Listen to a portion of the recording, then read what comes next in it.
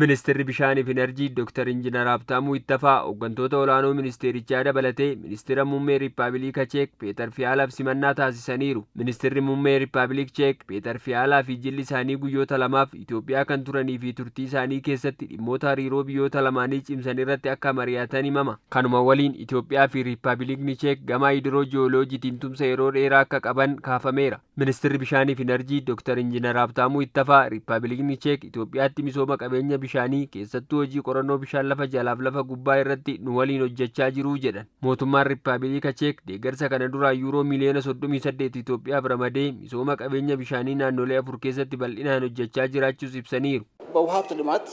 በተለይ በከርሰ ምድርና ገጸ ምድር ጥናት ስራዎች ላይ ኢትዮጵያን ሲያግዙ ነበር። ሚሶማ ቀበኛ ቢሻኒቲን ኬሰቱ ሆጂ ቆራኖ ቢሻን ለፈ ጀላፊ ደቼ ጉባቲን ብይ ሪፐብሊካ ቼክ ኢትዮጵያ ደገራ ቱራኒሩ ደገርስ ኩን ማለቃን ዮትልማማሙ ገረ ዩሮ ሚሊዮና 38 ኢዶዋን ጎጊንስ ኢትባያቱ ናኖ ሶማሌ ናኖ ሲዳማ ናኖ ኪባፊ ናኖ አማራቲ ቆራኖ ቢሻን ለፈ ጀላራቲ ባዬ ኑ ደገራኒሩ har'a wanti qabatamaatti ilaalesi sanaadha. Ministeerri muummee Peeter Fiyaalaan waa'ee qabeenya Itoophiyaan damee kanarratti qabduu fi hojiin hojjetamaa jiru yoo cimee itti fufe Itoophiyaan yeroo dhiyootti guddachuu akka dandeessu eeruu isaanii Dr. Injiinar Habtaamuun himaniiru.